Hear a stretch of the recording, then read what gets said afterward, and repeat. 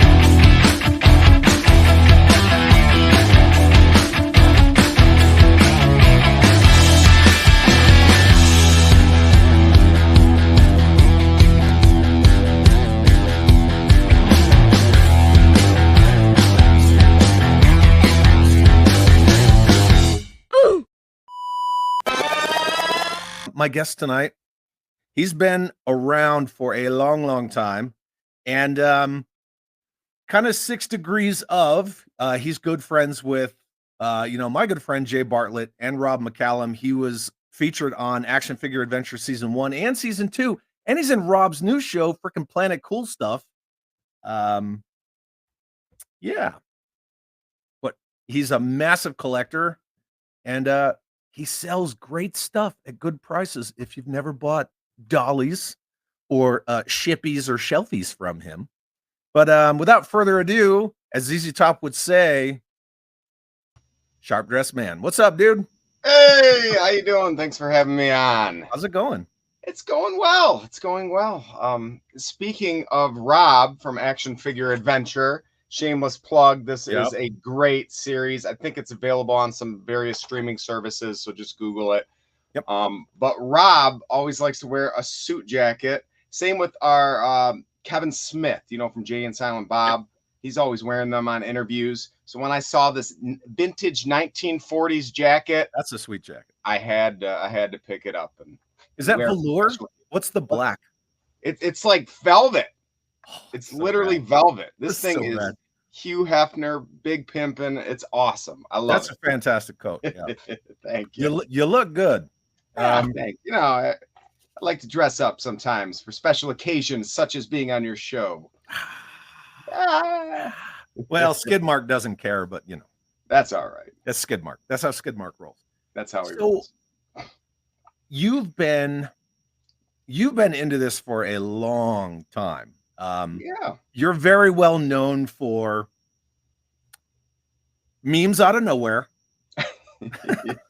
Oh One yeah, which I stole today, and I told you I was awesome. stealing it. That's a good one. Yeah, that's a good one. And you know, you go live, you do sales, you go live, you talk about, oh, I just picked up this whole collection. And how long have you been into dollies? Is it like a lifetime? Dollies. Dollies. And I've never seen anybody say that. So when you called it dollies, I'm like, what? My dad's gonna see this, and he's like, I, yeah, I I know stole it stuff. from Rob and Jay. I know. That's what they call it. It's Yeah. hilarious. So I've been collecting my whole life, middle school, high school. I started into college, but then when I became a police officer, this was kind of before the whole big social media boom and groups and whatnot.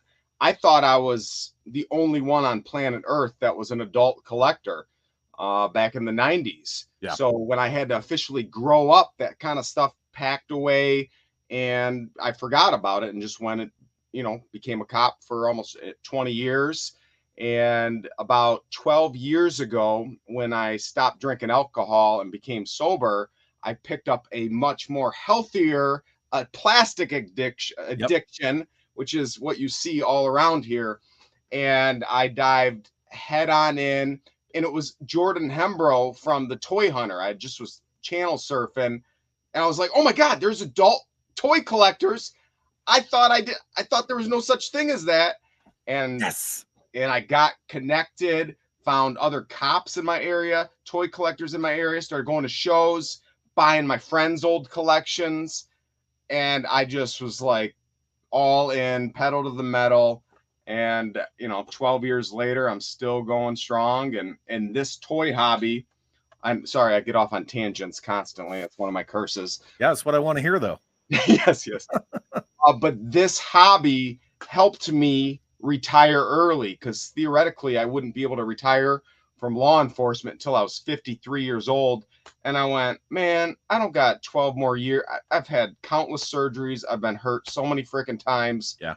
Um, Yeah, I, you had that shoulder thing going on for a oh, while. my shoulder, I broke my ankle, I broke my nose, my knees jacked up, like all these things because I've been a gladiator fighting with people with mental illness, drug addiction, and it's tough. And you turn on the news and the cops are always the reason for everything. Everyone blames the cops for everything. Bad guys, I'm bad not guys, going to be bad the guys. next headline.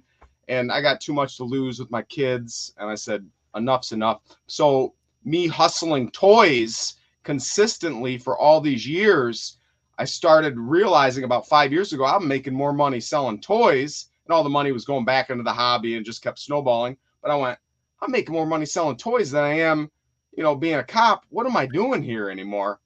And a year and a half ago, I hung up my badge, and it was the best decision of my life. Yeah. That's a lot to unpack. I love it. So It is. yeah, I pretty much the same as you. I got sober mostly out of necessity because I can't do moderation, so that was a problem. Same here. Right? And I had to move on with an adult life, so I decided to get sober many years ago. Mm-hmm. I'm also the same. Whereas this is my only addiction now. And talking about it on freaking YouTube, but it's still healthy. It's an outlet, and I'm also retiring. Nice. Yeah. Congratulations. So, March 28th will be my final day. Oh my gosh, that's 22-year plus career in the Army. Yep. But I also understand because we don't really talk about it. But the man works for an agency too, so I feel where you're coming from. But. Yeah. And my wife was in the Army and military police for 10 years as well. So she had that background, and we were two peas in a pod when we met. And I love it. And like shameless plug, I know you have like little ticker bar scrolling on the bottom. Follow my links.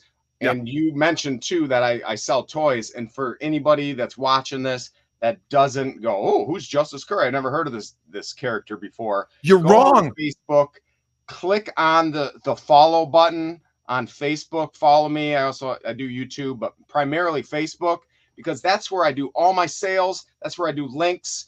And I always tell people, like, and this is not a gimmick, I say, if you can find it cheaper someplace else, I'll beat it. Like, I want to be the cheapest guy. I don't want to be the buy it now prices. I don't want to be the claim prices. Yeah. I want people to go, I feel like I got a good deal because I love getting good deals and I want to give good deals to other people. And my reputation's worth more than any amount of money. So I'll never burn bridges as best I can. Yeah. And you know, I'm selling hundreds of things every week. So Oh yeah, you are. I know these reply auctions. Just scrolling through, like I see, like, oh yeah, Justice, he posted a new, a new sale, and I go and look, and I'm like, what's this 384 comments already? I know, and it's just figure the whole time, and it's crazy. I gave you a massive shout out. I showed that True Hero Sentinel 1 Apache that I got from you. Yeah, buddy. Killer price. Because I saw one today while I was. You saw what I got today. I showed you. Oh yeah. But I saw one today, and it was like 3 times the price. And I was like, no, I got a good deal on that. But you post figures at like complete figures in great shape, $9. Yeah. $9, $10, $5, and then you make a little joke, and then you're like, oh, here's this weird thing, but it comes with 2 figures. You can get the figures with it. Yeah. And what he's talking about is I do reply auctions sometimes on my personal page or sometimes on a group, specifically G.I. Joe ARAH 1982 to 1994. And I share links to that all the time. But I'll put like a complete Big Ben that's, $40 figure. I'll start the bidding off at $9. Say it only sells for $20. I don't care. It goes on to the next person. I only had to take 1 photo. I didn't have to take 9 photos, put it on eBay, deal with that. I got to sell them to my friends, a real person, not just like this robot like eBay and dealing with all the scams and the bull malarkey on eBay. So I love getting good deals, and I get rid of lots of stuff, 1 photograph at a time. And I'm constantly buying massive collections. Yeah. So it works out because time is one of my most precious commodities. Like, I wish there were 4 of me because I should hire employees. I don't have enough time to process all this stuff. But hey, I'm about to retire. Yeah, hey, come on down, man. We'll have a blast. It also helps that you know G.I. Joe. You love G.I. Joe. So like you know what's in front of you. Absolutely. You're not just like some rando that's like, oh, I don't know what this is, and you just like chuck it up. Oh yeah. You don't exorbitantly price them. You don't underprice them. Like it's really good. And I've met a lot of guys that are in it just for the money. Like, they have no connection to the toys. They're the guys that go to the Goodwills. And I used to go to Goodwill and hunt for toys too. But these are opportunists that have no love for nostalgia. Like, I collected toys. I had toys displayed in high school on my walls, and my friends would call it Justice's Museum. And I was an oddball, but I didn't care. I was comfortable in that. But when I became, I got back into it full force, there was a lot I didn't know. And that's why it was so important, by following other people that were much more knowledgeable and then doing my homework, getting books like these. I'm sure you got yours as well. And I started at page 1 and I read it. I studied it just like an exam to commit it to memory. Yeah. So matching up pieces, I can look at a piece, know what it goes to. And I sell so often that I have a rough understanding of what rare, what's not, what's this, what's that. And then I get to upgrade my personal stuff. I love battle dioramas. Like, that's where I'm real keen on. I don't know. I can't grab my camera and bring it over. It just rips it off. I don't know what we're doing. Here's a question for you. JC's is asking, hey, if anybody's got questions for Justice, please just throw them in the chat and I'll put them up. I wonder, do the police collect mostly police toys? My wife just yelled no. There are some small majority of guys that collect the die-car police cars, but that's pretty rare. A lot of cops, like there is one in my department that collects Star Wars. I'm friends with about 5 other active police officers, more than that actually, because I got detective friends in New York. And with my social media, that I talk about my personal struggles, I talk about my life, I talk about my struggles with alcohol. So I got people from all over the world, especially police officers, that find a connection from what I'm saying. Yeah. And I'm unashamed of it because I find that there's strength in talking about our weaknesses. And dudes constantly reach out to me almost daily saying, hey, I'm going through this tough time in my life. Will you pray for me? Or how did you become sober? And I give them, some life advice. So some of these toys are the glue for the friendships.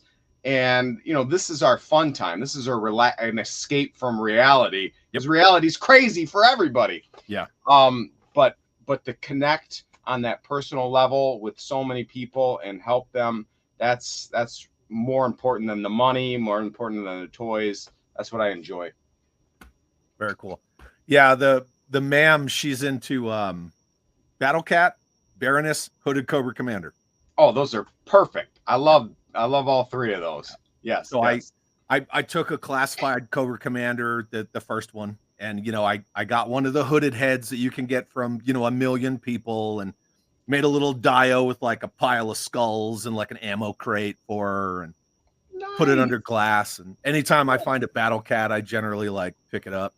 I do too. That's also my get out of jail free card, right? Because I come home with a bunch of dollies and shit, and I'm like, but look, I got you this Battle Cat. And she's like, forgiven. She knows. She knows. She knows that I know. Yes. No, she's got good taste. Battle Cat, I army build him with Panthers. I love Battle Cat. Oh, I love Panther too. Michael Prue is asking, which clinger do you like? Drab clinger or drag clinger?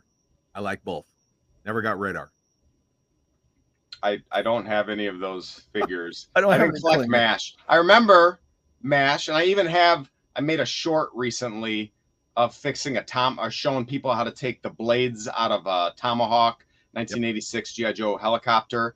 And because there's a little finagling you had to do. Yeah. But in the short little video I made, I had the background music of MASH as well. But I have fuzzy memories when I was a kid. My parents would watch it occasionally, but I didn't have a strong connection to it. Therefore, I just know they filmed it in the hills. The intro's filmed in the hills of Burbank. It's all I know, because every time I would go to Burbank, my buddy would be like, they shot the MASH intro over here, and I'm like, okay, 35 years ago. Did I ask? Whatever. Troll Painting Mini says that Mantenna diorama is the shit. What Mantenna? Oh, my Mantenna diorama? Your Mantenna? I don't have Mantenna. I think Troll Painting is like, I used to army build Mantennas, the G.I. Joe figure guy with the eyes that bug out of his head. So I got rid of, I had maybe 30 of them. So I thinned it down to about 10 of them. And now I have a battle scene in the back room there of Mantennas fighting Tiger Force G.I. Joes. I know, it's crazy. But I have the full set of U.S. Tiger Force, the full European set of Tiger Force, as well as the vehicles. And my favorite one of all is, I mentioned it before, the Tomahawk. They made a exclusive Tiger Force Tomahawk for the Collectors Club years ago, or convention. Yeah. Here's a good question for you from Jeff Butler. Oh, hold on one second. I'm going to back up. Russell's asking, hey, Chad, do you ever use that desert ghillie suit? No, we're not doing that. Jeff Butler, who are your favorite Joe characters and why? Well, that is easy. Low Light is by far my favorite guy. I mean, love. Oh, yeah. I mean, I'll show you. That's why I bought your shirt, because it's you dressed as Low Light riding Battle Cat. Right. Yeah, I know it's a little fuzzy, but I had a buddy airbrush and custom paint this is a regular production Low Light that looks vastly different. So he painted this up. I love it. But more important than that is on my wall over here. And you can't see it, but if you follow me on social media, I make constant posts, or I make posts about it. But it's low production, pre-production sketches, because when the creators of these Action Force figures, like Ron Rudat, they don't just draw the figure the first time and it's done. They do several different concept pieces, like 8 different renditions of a character, and then it goes to his boss, and the boss goes, oop, I like this design the most. Then it moves on to the color studies. They color them in multiple different ways, and then they pick that. So over there, I got the sketches, the original one of a kind from Ron Rudett, and over there I have the color studies. So those belong in a museum, like so they're my prized possession. If my house is on fire, I'm grabbing those. But low light, I loved being a sniper when I was a kid with my BB gun and the Night scope. Spotter. Night Spotter. Oh yeah, I loved it. Yeah. So I just had this very fond connection to low light as a child, now as an adult. Awesome. Jim Largo says hashtag justice for dollies. Yeah, I did find Skidmark, Jim. He was actually inside one of my play sets. I don't know. I think he fell and bounced, but it's by far the funniest name of any G.I. Joe character. Oh yeah, Skidmark. Oh, Skidmark's I giggle every time someone says it. Every time it pops into my head, I'm like, Skidmark. This is something I was going to ask you because you were talking about buying collections and this, that. You ever come across like, Goldhead Steel Brigade just randomly in the bottom of a box? I did. Oh, man. And all right. So Redfin wants to know, what's your greatest find? Oh man. Every time I get my greatest find, I keep upping it. Like a few months later, I'll get a better one and a better one and a better one. But it's very rare that I come across a grandma that's like, I'm clearing out my attic and here's some toys. That does happen, and I get some epic finds from those. But the best ones are from fellow collectors. Like if I found another me out there that had this kind of collection, which I have found because I make connections. They know what I pay. I'm honest. I don't play any shenanigan games. But when I buy from other me's, mint on card collectors, rare foreign collectors, those are my greatest finds. But they kind of all mesh together after a while, so I can't like give you a specific story. But to what you just said, last summer I bought a random bag of 50 some beater GI Joes, and inside was a Goldhead Steel Brigade, which it's like a rush. It's beyond a rush. It's the greatest feeling ever. Out of the box? Oh, I bet you that's insane. Robert Mobley says, random trivia. I just learned February is the 60th anniversary of G.I. Joe. Yeah. In the original post that I put up about Justice and I hanging out tonight for Toy Talk, I put with the 60th anniversary of G.I. Joe approaching, blah, blah, blah. But yeah, it is. I got some guests toward the middle of February that are going to blow people away.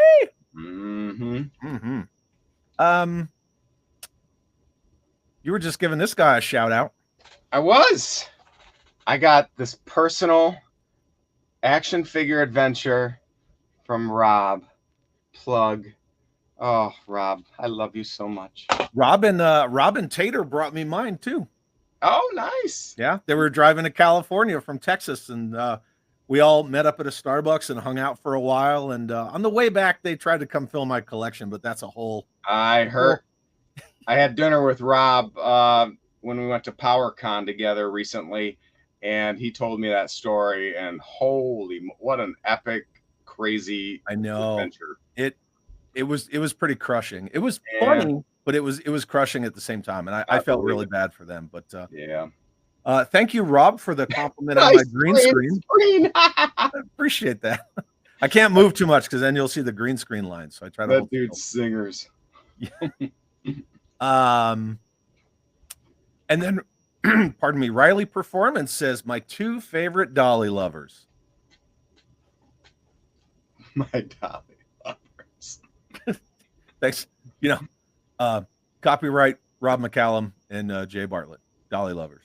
Oh, absolutely. They didn't copyright it. We're going to copyright that and steal all the royalties. Nice. Rob forgot to copyright it. Robert's Infinite Realms 60th anniversary, and what's Hasbro doing? Here's a Transformer HasLab with Prime. Yeah, I don't know. I mean, they're pumping out stuff. You got the classifieds, you got the HasLab stuff. I'm just glad that they're still pumping lifeblood into the line. And I know we can complain and nitpick, but the fact that they're doing something is good, because the brand will die with us if it doesn't continue. And hopefully some of our kids in the next generation will latch on to whatever rendition of G.I. Joe it is, the new stuff, whatever, and keep it going. Otherwise, when we start hitting our 70s, this stuff's going to be like, boop. Those new comics, the Cobra Commander and the Duke, and everybody's talking about those. That Cobra Commander story is, yeah. Yep. Yeah. I would like to see some media. Yeah. That's, not a movie where you reinvent a core character and all that stuff, but like, dust off Resolute. Resolute was so well received. Like, dust that off. Do something. Like, let's get some cartoons. And of course, it's not anything negative toward the people that run the Joe IP over there at Hasbro, but they were like, we kind of like that it doesn't have any dedicated media. And everybody else that I talked to is like, I want some media. Exactly. Yeah, precisely. And even when they did make the movie, and I hate bashing things, like I try to be positive as much as I can because the internet's filled with, constant negativity. And yeah, I yell in my car. We all know. I do, right. I do it myself. But the Snake Eyes movie, man, I went to go see that Snake Eyes with high hopes, and then I'm just leaving going, oh my gosh, come on! I could, my kid, 13-year-old could have written a better movie than that. It's, as soon as they're walking, and the boy, young Snake Eyes, pre-Snake Eyes kid, turns to his dad, and he's like, is there a safe in the cabin? Because I heard you on the phone that you were at the safe house. And I was like, it's worse than Batman and Robin. Yes. Like, what are we doing? Right. Don't do it. It's just clunky writing. Yeah, it was rough. And then like we've all been over it a million times to some degree or another. But even like the poorly edited in Scarlet stuff, like, why are you in a bathroom? Why are you beating dudes up? There's no context at all. What's funny? Media. So Rob says, like a G.I. Joe documentary. Rob could probably tell you because he probably writes it down every time I say it. I'm like, dude, his Power of Grayskull documentary is amazing. Amazing. Oh, yeah. The music, the slow turning of the limbs, just that whole intro. And I don't even like Masters. Well, okay, I like it, but I don't collect it, right? There's kind of a difference, right? I grew up with it as well. But that freaking Power of Grayskull documentary is so good. I'm always like, Rob, you should do a freaking Joe documentary, man. Yes. He's already doing the other one with James Etoch. Sorry, yeah. I say name all James Etoch. Yeah. Etoch. Yes. Yeah. So he's just that faking filmation, right? Rob, jump over to the G.I. Joe, man. Come on, McZog. Documentary. Let's go on an adventure and talk about Joes. Right? Come on, Papa Macaloo. If I had endless amounts of money, I would just send Rob like a cashier's check and be like, here you go, do your Joe documentary. Yes. Do my Joe documentary for me because I just want to watch it. Let's just start a GoFundMe. I don't want to say much more, but there's a lot of people who are going to be at the DFW Joe show, right? So Kirk's there, Ron's there, Daryl DePriest is there, designers, on and on and on and on, and Larry Hama. Yeah. Icing on top, Larry Hama. So we're gonna make some stuff happen. That's gonna be a blast, man. I gotta go. I keep telling myself I rarely travel to go to these other shows like PowerCon. I went for the first time last year, and I mainly go to my radius near Michigan shows. I don't travel too far away. I gotta go.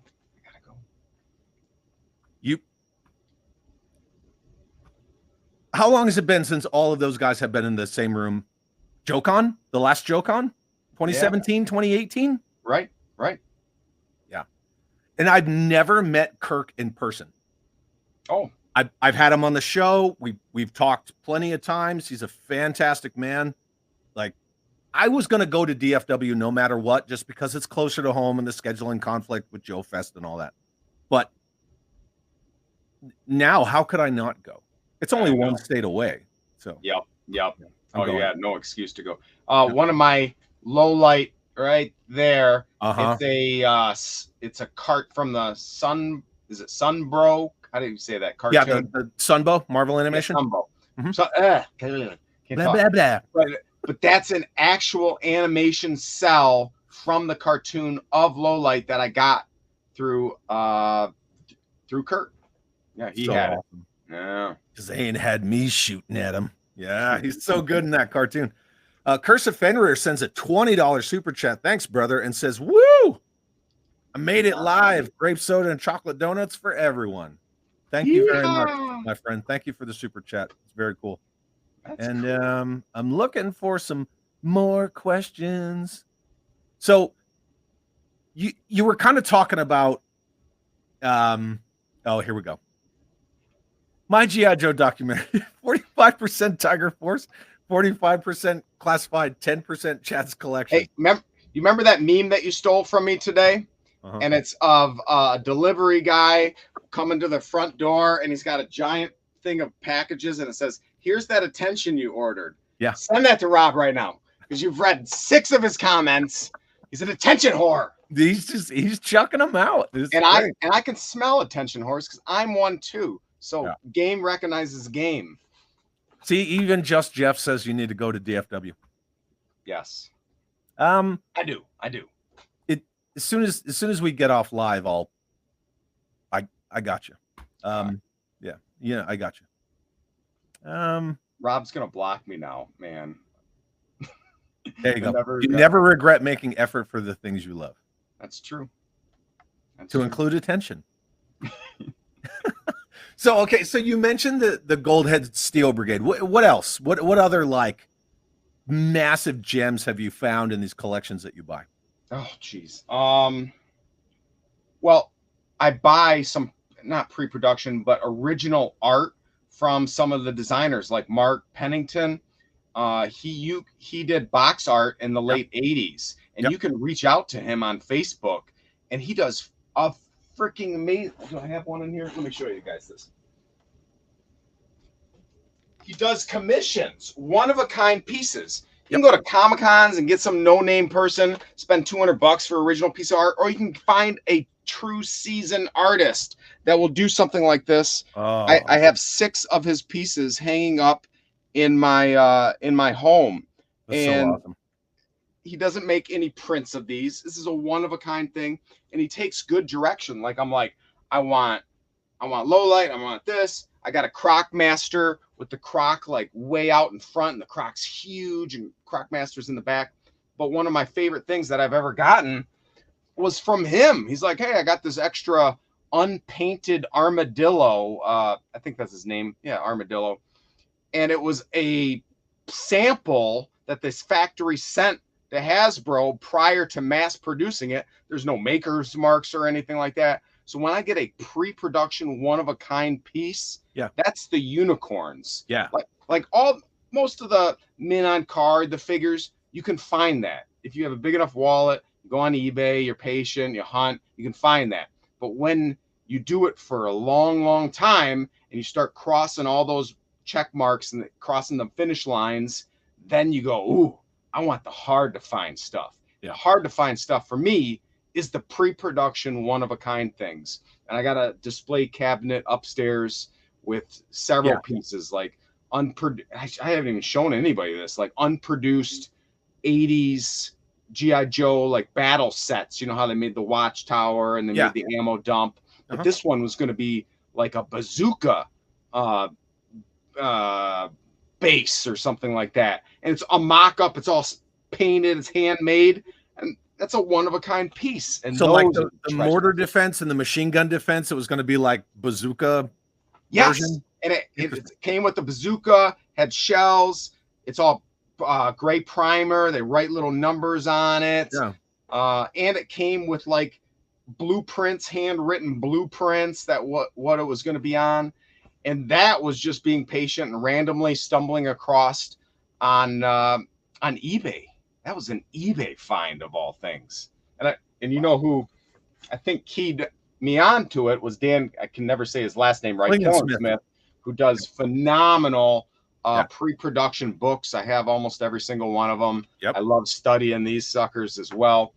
But he told me about it about 6 years ago, and he's like, "Look at this auction," and I got it for a steal. Oh, couldn't believe it. The cool thing about Dan's books about the creating G.I. Joe series is that the 14th volume that he's working on now is all unproduced. It's all unproduced stuff. Whereas every volume has like, you know, a couple pages of unproduced figures or vehicles or whatever, some of which are super freaking cool. I can't wait for that 14th volume because all the unproduced stuff, like just the really cool designs that we never got to see. I can't wait to see that big ass Cobra base. You know, the one that Kirk talks about all the time.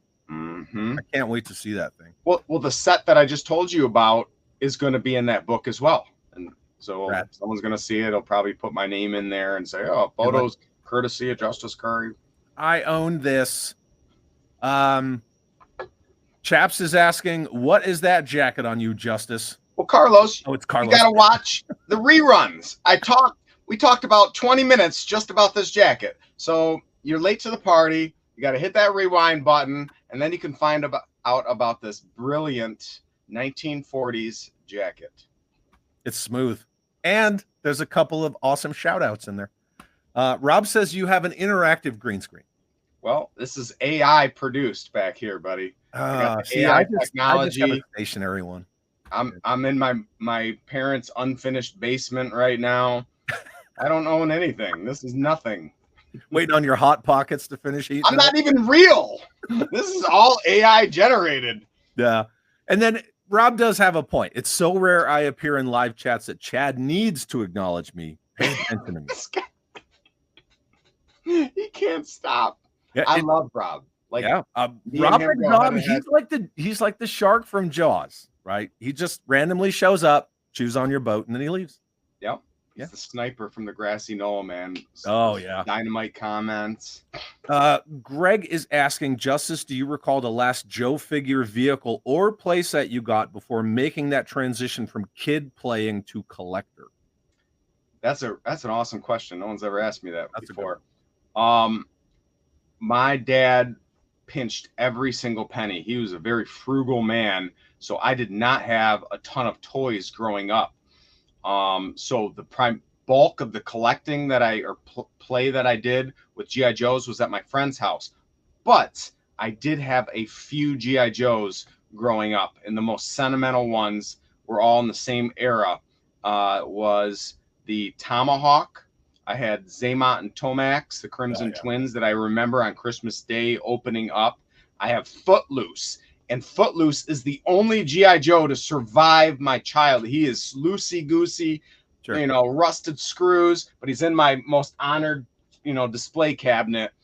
And then I'm drawing a blank, the Night Landing craft. There's a picture of me at a birthday party ripping open the box, the Night Landing craft. And I'm like, my adult self is looking at that photograph now like, don't open it! Don't open it! But I'm kidding. If I didn't open it, I wouldn't have the sentimental attachment to it. Right. Yeah. That's really cool. Yeah. And then Greg saying DFW is sounding like the con for Joes this year. Just go where you go. Just have fun, whatever you do. We're not trying to this whole thing about like, oh, DFW versus Joe Fest. It's getting old. But rad guests. Everyone's always gonna pick no matter what. And that was something I had to get comfortable with, and I'm sure, and I watched a few of your prior videos as well of people making ridiculous comments and whatnot. I remember the very first YouTube video I did, I don't remember, 4 years ago, 5 years ago, and I did not find myself yet. So I was a little more timid with the camera and the screen time. I wasn't able to open up. So if you go back to my first one, I'm like, and this is a G.I. Joe, and look at my collection. I'm just kind of robotic. But I remember one of the very first comments I ever got was something along the lines of, go back to Israel with your Jewish Mexican nose, you piece of SH. And I'm like, what the frick is wrong with people? What's wrong with people? Man, that person just had to go to 11 like right off the bat. Oh yeah, and it didn't stop. And luckily, being in law enforcement, I had people to my face, drunk, high, Yep. mad. Every person I arrested, no one's ever like, "Thank you, officer, for Yeah. arresting me." They're like, "You racist, blah, blah, blah, blah, blah." They're saying horrible things to me. You ain't got no right to pull me over. Oh, Yeah. constant. So Yeah. I had to build up some bulletproof skin. So that stuff doesn't bother me. Granted, some people take shots at my kids. Like my daughter is African American, so people will call her the N-word in the comments, and I'm like, what is freaking wrong with people? And I'm glad I have a supportive wife that doesn't be like, it's not like, just take our kids off social media. And some parents, and that's, you're right, and that's okay if you think that's how you want to protect your kids' privacy. But me, I want others to share in the adventure of my family. I love watching my kids grow up, and everyone else gets to watch my kids grow up. I literally watch a video from 5 years ago when my daughter is half her size that she is now, and her voice hasn't changed yet. I'm like, oh, why couldn't you have stayed that young? And that's important to me. So I don't care about those words. Sticks and stones may break my bones. Words have never heard me. But that's just part of social media. And people, I don't even know how I got off on this tangent. I think it was the DFW and people complaining. And it's just, that's the nature of the game. Yeah, everybody's going to find something to cause some kind of, No matter it's dramatic. Oh, it brings people to the party. Yeah, I don't know.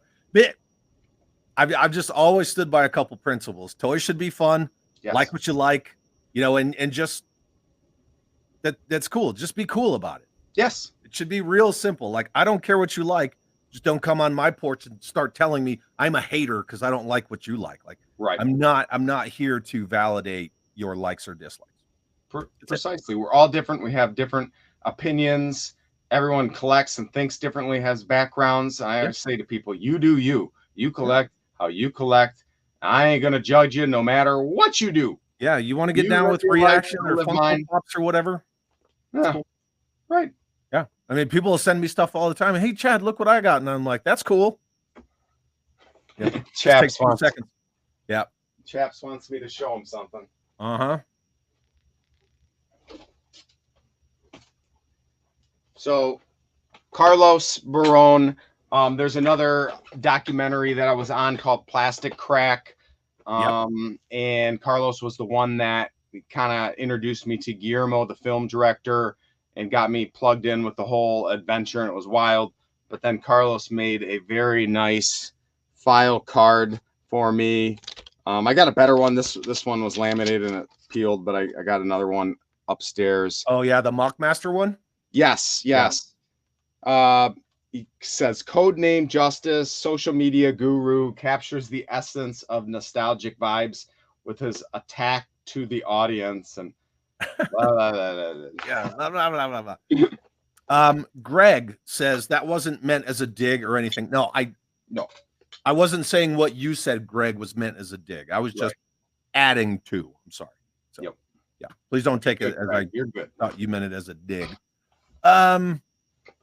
James Lucas, my buddy, says Chad's a dolly whore. Justice is an attention whore. Whores Anonymous? Yeah, you can come over to our OnlyFans of Whores Anonymous. Yeah. $50 for whatever picture. You know how many people would come in there and they'd be like, oh, this is not what I thought it was. Raking it in. And then Just Jeff, who's a rad dude, and I've toy hunted with in real life. Oh, nice. In fact, he and I were toy hunting when I found Mask issue #1 from DC Comics. Ooh, nice. Nice. He says, Justice, what are you looking for to add to your personal collection of dollies? Yes. Personal is hard because when you get everything, and early on, I had a list from 1982 to 1989 and completing all my loose figures. Then I transitioned into getting my mock masters or MOCs and writing them all down, and I crossed off all those. Then I go to the next arena, which army building. I acquired 40 bats, 30 vipers, 20 alley vipers. You start, because I go to shows and I dig in dollar bins and I go, whoa, here's a $20 figure for $1. Boom, that's my rush. That's my jollies. And I get those little things. Since then, I've thinned it down. Unfortunately, I sold off all my bats, and that's a regret sell. But I thinned down the other ones, Vipers, Alley Vipers, Bats version 2, and I just have 10 of each. So to answer your question, the thing I'm looking for would be the rare foreign figures, the ones that are from fun school or Brazil. I have Australia some and of all the more that. common ones that are a couple $100, but then you get into the ones that are $1,000 plus. And granted, I could have saved eBay searches and look for them, but I don't do that. I want to come at them from the wild, as I call Yeah, it, because eBay feels like a wild game preserve, where all the animals are trapped in a little spot. Granted, I use it; I have to sometimes, yeah, but I much rather buy from collectors, toy toy shows, yeah, random Facebook Market finds, what have you. That's my hunt. That's me staying up in the tree blind all day. yeah. So No, and foreign stuff is what I'm looking for.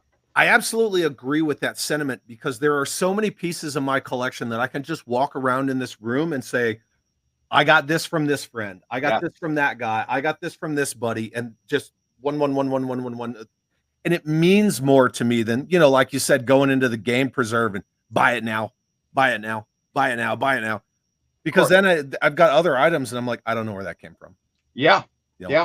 I have no. Now, granted, I love that vehicle or that dolly or whatever, but there isn't that more personal connection because a friend reached out to me and said, "Hey, are you looking for this or whatever?" Precisely. Definitely. That's very important. The stories. Likewise, I can walk around my collection and go, got that from him.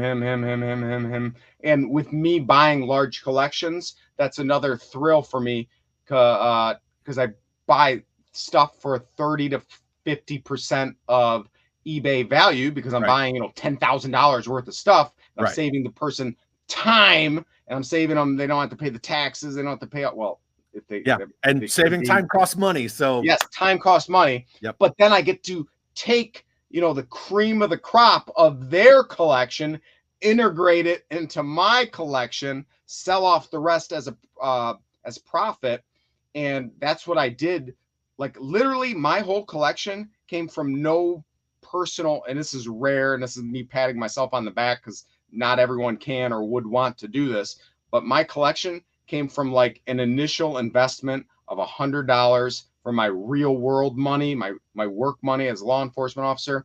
your And then pocket I money. went, nope, I am going to stick to a budget. And I kept snowballing that over and over and over and over again. And every time I had profit, I would save some for reserve to buy more collections, and the other profit would go into buying more. And it took me that long to accumulate my entire collection.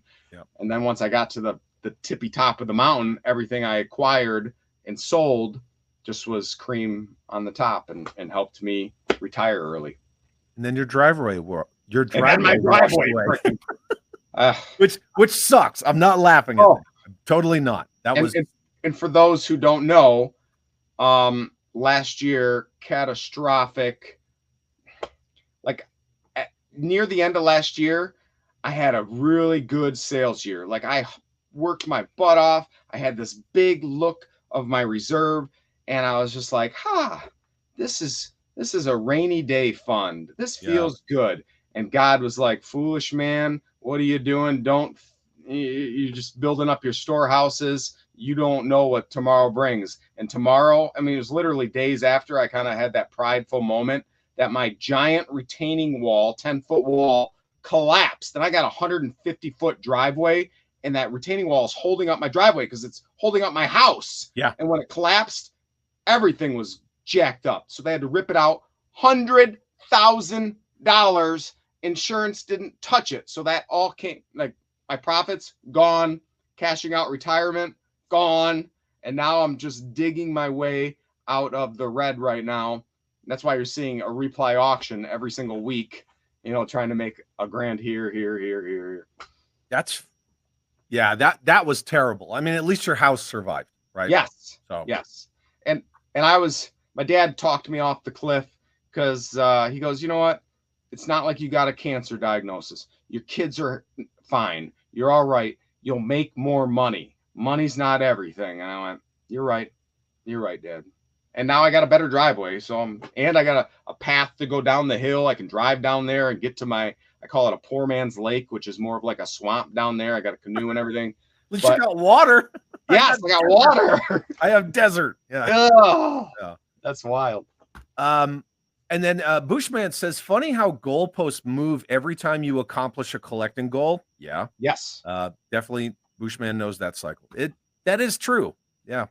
I tell brand new collectors that come into the scene, they find me on YouTube or Facebook, and I say, hey man, I trust you. I want to buy from you. They start giving me their G.I. Joe want list, and they are hemorrhaging money. And some guys are doctors and they can spend $1,000 a week and it doesn't phase them. But some guys, I can tell that it is phasing them.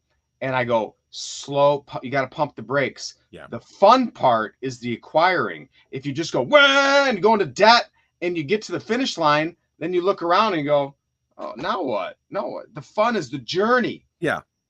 And then it erodes the fun with all the other stuff too, because opening package after package after package becomes a chore. You're like, yes. I got too many packages this week. I'm tired of just tearing through tape and bubble wrap. And then like, well, now I have to set this thing up so I can put it on the shelfie with it, you know, and then it's like, it's work.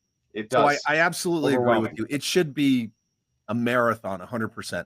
When I got my Sergeant Savage P40 Warhawk from my friend Tom, you know, I'd been eyeing that vehicle for like 4 or 5 years. Yes. Just waiting. And I would see him, you know, I'd see him in the game preserve, like you like to call eBay.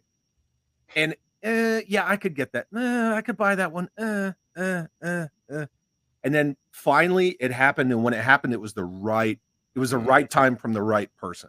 Yes, absolutely. And every time I walk by and I see it, I think of Tom, you know, it's a beautiful piece. Yep. And it works. I know. It works. It actually works. This guy had something to say. To piggyback off that vehicle, that's one of the only mint in sealed box vehicles that I've ever opened, because it was on, I think it was on eBay, or I got it in a collection. It was only like $40 or something. And I went, I want this personally, and I want to mint one. So I got to be the first one to open it, apply the stickers. That was a good feeling. And you caught hate for it, didn't you? Oh, absolutely. All the time. All the time. Crazy. I opened my 94 Blockbuster because, you know, Blockbuster was the last large vehicle, the last year of A Real American Hero. It's hard to find those complete loose. Everybody, Carson, Kirk, name them. They were all like, dude, if you want one, just bite the bullet and buy it sealed. And I did. And I made a video and I opened it. Oh, and my God. People were like, how dare you devalue lose their minds. They lose their minds. But like you said in Action Figure Adventure Season 2, but it is mine. I can You're right. do that. Yeah. Hey, delete that comment from Rob. He's a non-factor. Delete that. He's gone. Get him out of here. Block. That's from a minute ago. That's from when we were talking about the Snake Eyes movie. So gotcha. It wasn't meant like that. It was meant more in the context like we were kind of dogging on the movie, but oh yeah, sorry, I already read that one. GeForce Racing 20, real rad guy, says you retro blasting and analog toys were the first collector channels for me.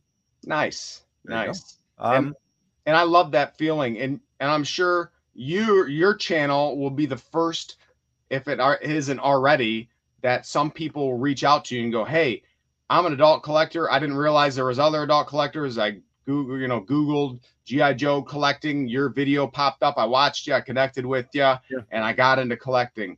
Those messages that I receive frequently feel good. Yeah. You know? Yeah. I'm lucky in the fact that the people that I don't even know how to word this, but the people who became drawn to like my streams and my videos and stuff, they're very supportive. They're very encouraging, very positive people. That's kind of what I like to have around me. But I also have a very eclectic group of people that hang out, because I don't need people who only like the stuff that I like. I don't need an echo chamber. Yes. I like the diversity and the conversations that come with that. But I will say, Just Jeff, he didn't know much about G.I. Joe until he started, I think he got into classified and started watching my videos kind of at the same time. Yep. So Yep. yeah, and then that's how Just Jeff and I connected. Oh. I'm having a day.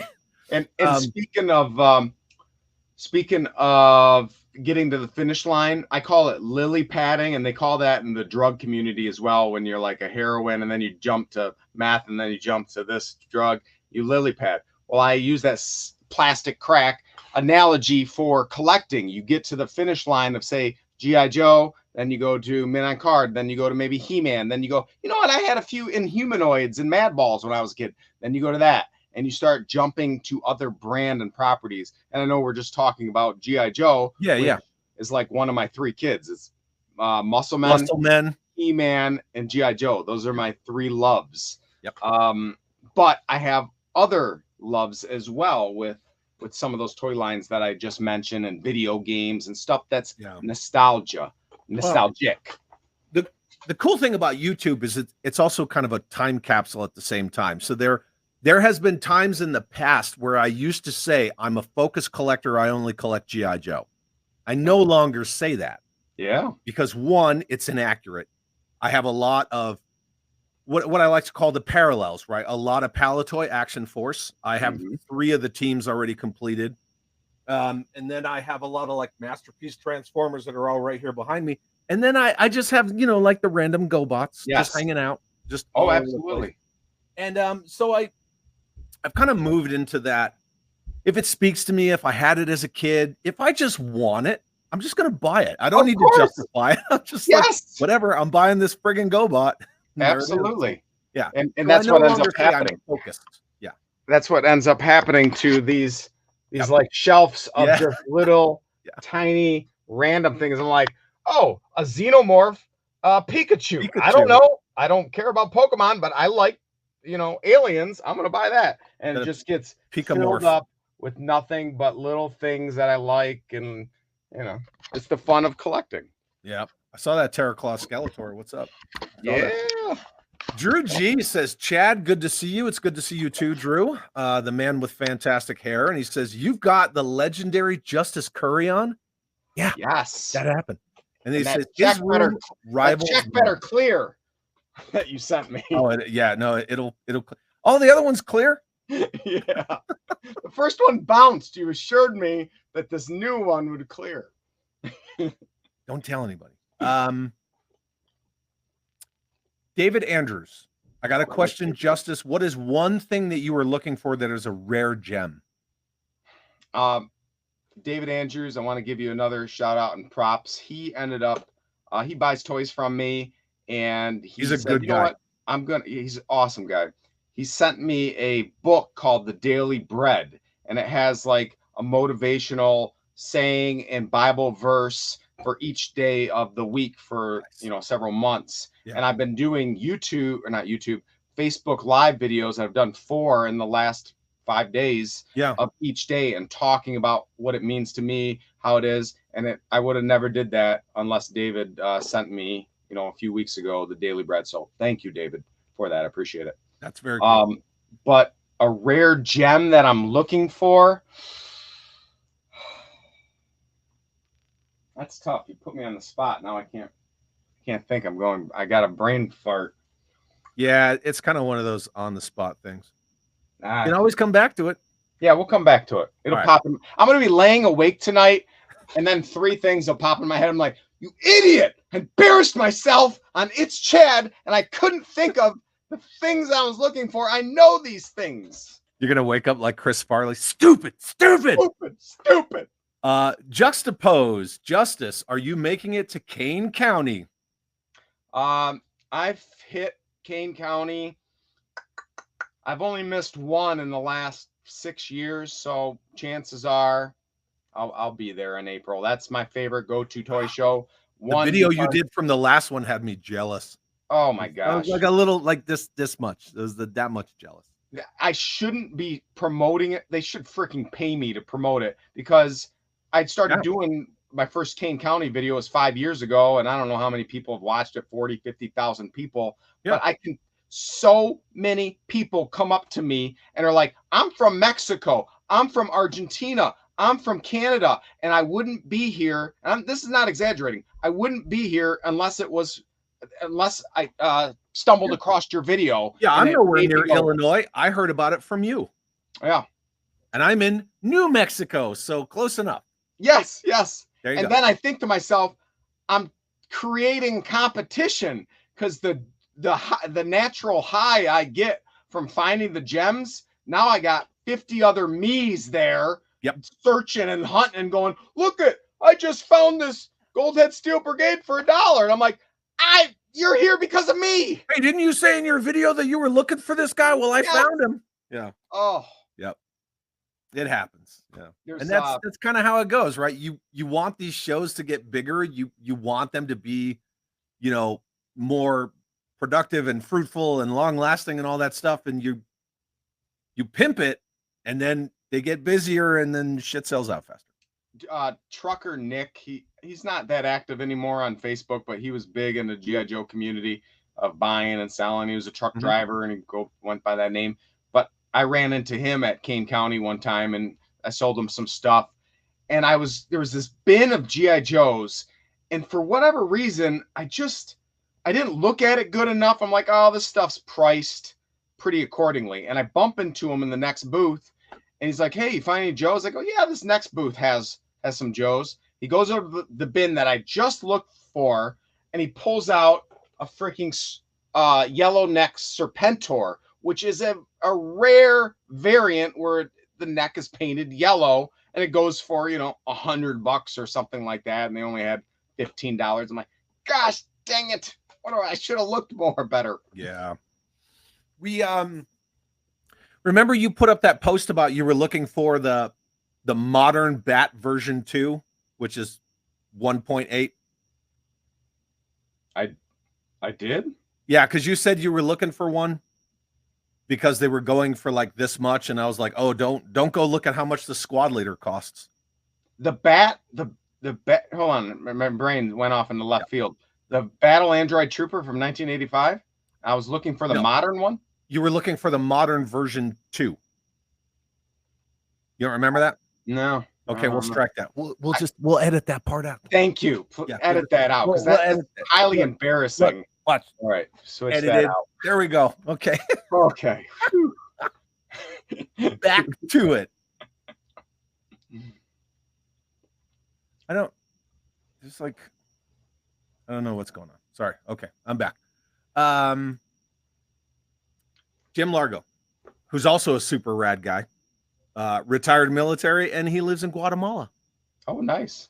Justice, is there anything you found in your vintage hunts that was hard to identify or new to you? Constant, almost every single hunt. It is impossible. I don't care if you've been in the toy game since infancy. You cannot know every. I kept wanting to say infantry, and I'm like, ugh. You can't know everything. You can know a little about a lot of things, but you can't know every single thing. So I'm constantly putting new information in the Rolodex of my brain. And I do that, especially when I go to other people's collections and say they have, they're selling me a chunk of collection, and they go, look at My Little Pony display. And I'm like, you do you, no judgment. I collect toys. You just collect something different. But I like listening to them going, oh, this little apple bead one is worth $500 because of, and then it goes whoop into my Rolodex. So when I'm looking in the bin, I'll go, I remember, Tony told me about the apple. Oh my God, I just found the apple My Little Pony thing. But other things too, like vintage 1960s GI Joes, the 12-inch dollies.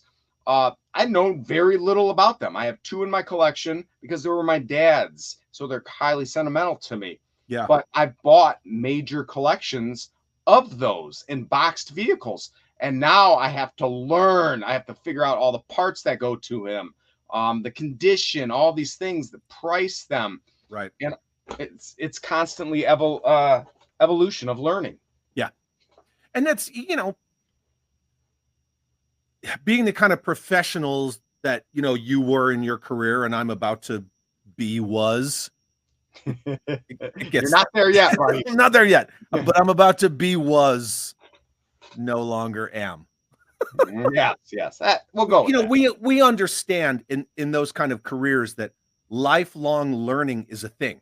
Like we're always like, things are perishable skills. We're always relearning and learning new things and right new tactics, techniques, procedures, and all that stuff. And I like the fact that from my professional career to my love, my hobby, that I can carry over that whole, ingrained understanding of, this is lifelong learning. Yes. You got to learn about Palatoy Action Force. You got to learn about this. Now I'm getting into like adventure people. Yeah, like I right. got to learn about all this stuff, and yeah, it's cool. I dig it. Yep. Blue Serendipity says, and here I thought Chad must be hurting for guests, having V and me on, but he follows us up with a banger in Justice Curry. I'm actually Justice's twin brother, Justus. He couldn't get Justice. Justice Carey. Justice Carey here. Was able to be booked. My schedule's wide open. So yeah. No, Samantha, I wanted to have you and V on, and I'm glad you guys came on. And yeah. Justice is a badass guest, though. I'm just saying. And then Jason says, I have to say, this live stream with Justice Carey is pretty awesome. In that badass coat. Stanley's Toy Channel, I see you. Thank you for being here. Jason Fitz, Mo, thank you guys for popping in when you did. I'm trying to keep up with the chat, people. Figure Assassin says, buying in person has more of a feeling in person. Shipping cost is a no-no. Yes. Yeah. I love buying in person. Heck, my major score, let's see, it was 2 days ago. So 3 days ago, a random guy that I've never met in person says, hey, I'm thinking of thinning down my G.I. Joe collection. Would you like to buy it? And I'm always like, yep. And then I look, where does he live? I'm going, what? He lives 20 minutes away from me? He's showing me pictures of stuff. And it's like, and he's a good collector, all complete, mint, always bought the best stuff, kept it pristine. Because some guys just throw it in a bin. Or they have these missiles with that vehicle, and you're like, accessory pack weapons in the guy's hands, which is fine. Beggars can't be choosers. I'll take any and all. Right. But when you find that OCD collector that has everything perfect, that's a reseller like me's dream. And he had stuff that I didn't own before, like the Brazil Spirit, and he had these really little cool 3D printed. Like he has a bunch of, I already showed this. 3D printed ones, but for Python Patrol and the Special Mission Brazils. And I'm like, yes. So I drove 20 minutes, dropped some serious money. And he was easy. He wasn't trying to beat me up. I explained to people, like, you're buying my time. This is going to take you 6 months to sell. Yeah. I'll do that for you. You don't got eBay fees. You don't got, I mean, you're supposed to claim it for IRS, even if I give you cash, but that's his business. So yeah, that's between him and the government. That's not my business, you know. So people go, yep, I don't want to deal with the nickel and dime. They find people like me. I give them bottom. I go, this is where I have to be at. Yeah. And it's mutually beneficial. And the funny thing is, a lot of people in the chat, they've heard me say this before. So at some point, one, I view my collecting as, we're stewards of these pieces, and we take care of them until we pass them on, because they're not going to go with us into the ground or the furnace or wherever. Of course. And I had said on a stream not that long ago that our long-term goal is to retire to Italy. And then people are like, what are you going to do with your collection? I'm like, I'm going to sell it, and I'm going to sell it all at once. Yeah. Heck yeah, man. That's what it's going to be. So I know exactly what you're saying, because there are people, you especially, and some others, that they buy entire collections. Boom. Just like that. And you're going to take that hit, and that's totally cool, because you should expect it. And so often people, I go, hey, I got to be at 30 or 50%, there's a scale. And I explain the whole thing to them, because I go, you sell on eBay, your $100 turns into 85 after eBay fees, turns into 63 after IRS fees. So if I'm paying $30 for a $100 figure, I'm essentially doubling my money. Yeah. And some people, and then they go try to do it themselves, and they reach back out to me in 3 weeks and go, You were right. I don't want to deal with this. People This not sucks. paying, It sucks. returning Yeah. crap. I No. go, yep. Yeah, exactly. Mikey from JMK Custom Works, Justice, are you into any of the modern O-ring lines? Yes. I have several. Well, they're not the true moderns, but I like the 25th anniversary GI Joes. I have several of them scattered around my collection. Yeah. You know, especially the bats and the vipers and the jungle viper. I mean, those things are jungle bats. Oh yeah. And The Nano Bat and the oh my gosh, Constructicon Bat, they're so good. Yeah. they're so good. They're Yeah. so. Oh, have you ever seen this one? It's like Devastator. Yeah, yeah. Yeah, Yeah, I I love know. that. I love that Mhm. version. But the O-ring moderns, not a ton of them. I mean, I just got Ace on card that came with the Sky Striker. Oh, you got him too. Nice. Yeah, he's You standing come right with- here next to my Sidekill and my Shockwave. Did he come with three little cubes and a little push cart? Do Yeah. you know? Mhm. The cubes are a different color, and I bought them from a buddy, and they got mixed up, and I don't have the cubes anymore. I'm like, gosh, dang it. I can And take a picture of it if you want to see it. Yeah. Show me a picture later. Yeah, it's they're actually behind my Soundwave, but yeah, I can shoot a picture of them for you. Again, you collect how you want to collect, but I'm curious, do you care about cracked elbows? I don't collect O-ring figures. That's why you only bid on my vehicles. Yeah. Now you know. And I So saw I do everything vehicles and play sets from 82 to now, which would technically be what, like 2020 when they stopped with the Walmart retro stuff. Yep. If vehicles come with drivers, right? Because he's a driver, then they're either in the vehicles or Skid Mark just hangs out here all drunk on my microphone. But other than that, every figure in my collection is a modern construction, Joe. Nice. And that's where I tie in like the Eagle Force figures and the Marauder gun runners and all that stuff. But what Mikey was asking you about was like Strike Force Alpha, those lines that are coming out. No, I don't collect them. I don't. And and we were talking about this before we went live, and I said, hold on, let's save this conversation for the video. Yes. Space is something that space and money is something that most collectors battle. And if you don't, yes. Oh gosh, I need that stupid thing. And you need this? What's that? You need this? Yeah, I need Okay. that. Sucker. All right, That's I got awesome. you. Oh, thanks, brother. I'll put it aside. Yeah. I don't need it. It's just it's behind Soundwave. I don't need it. So, nice. I'll send it to you.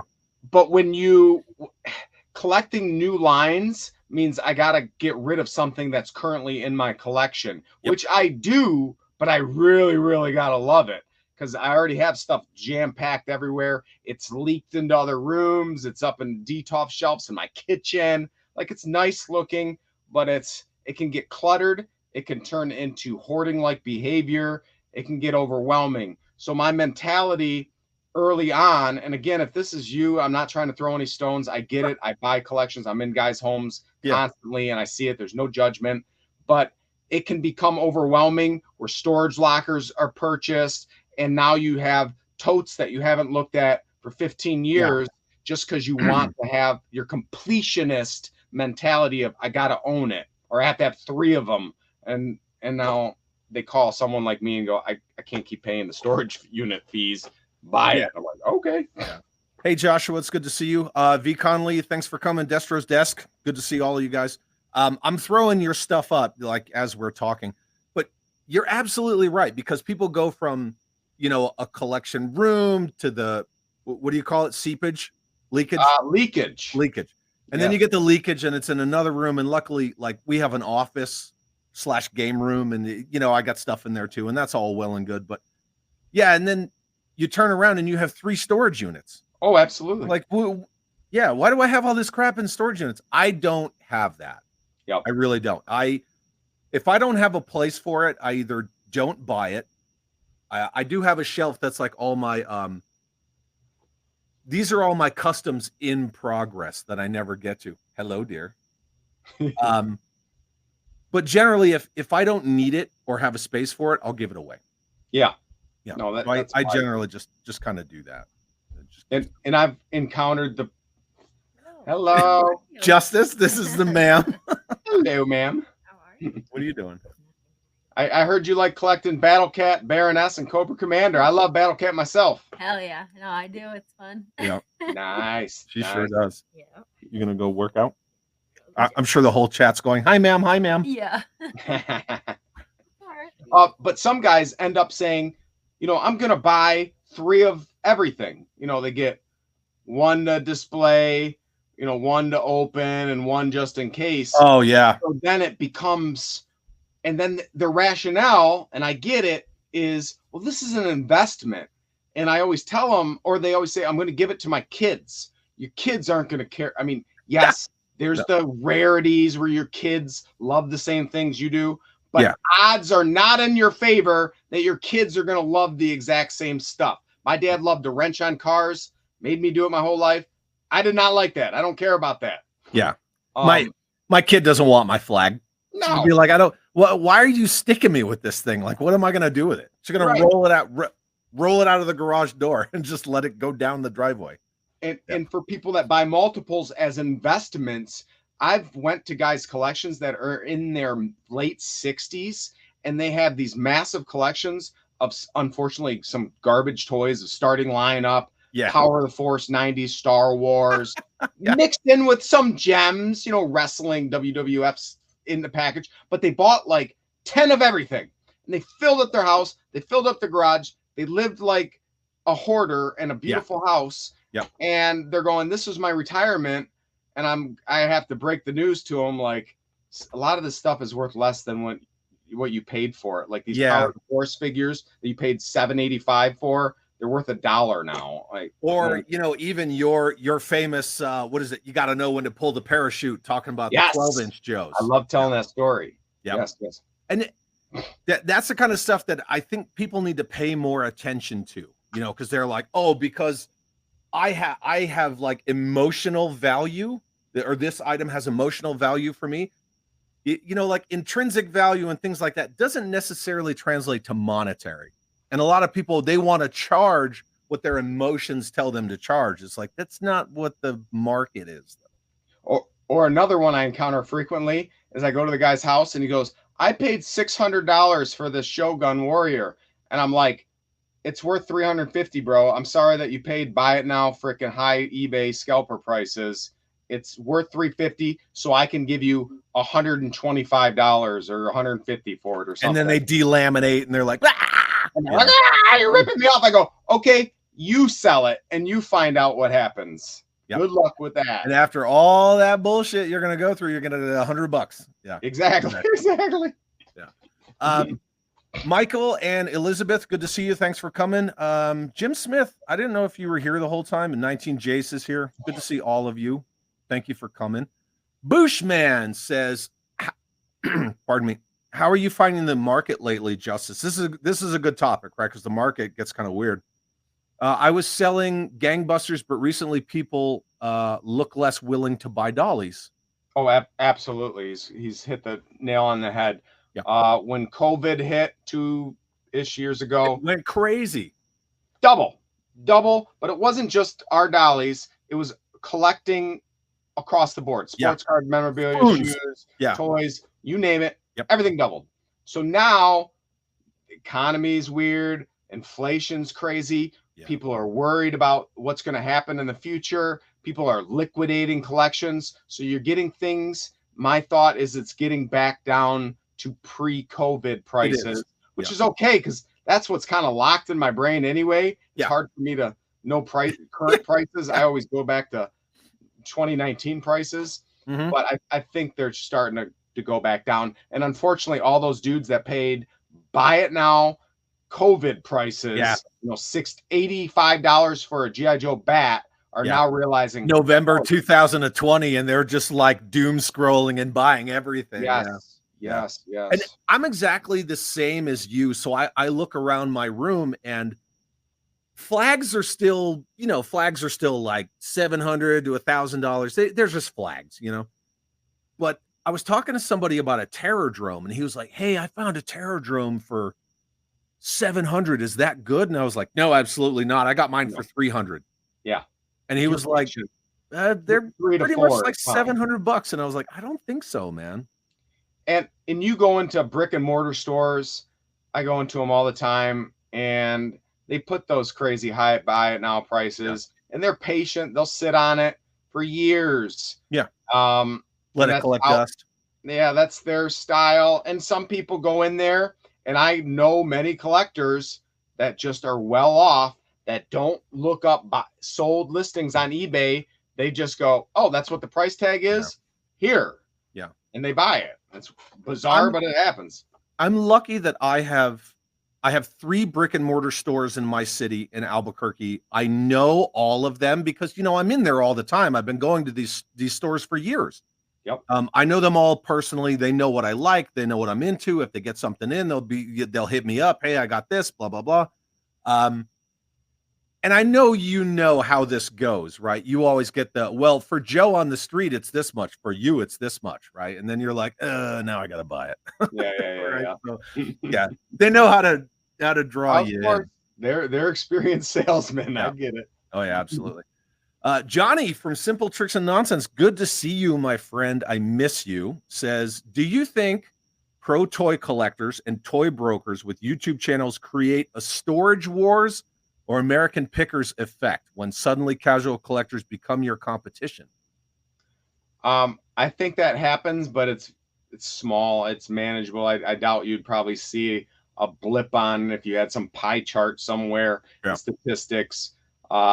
Like I talked a little bit before, I promoted Kane County up the wazoo and had people from all over the world come in there, and that became competition for me. But especially during the age of COVID, people are at home, the garage sale, opportunist type people going to Goodwills and picking them clean that had no connection to toys whatsoever. They were just looking for making a buck.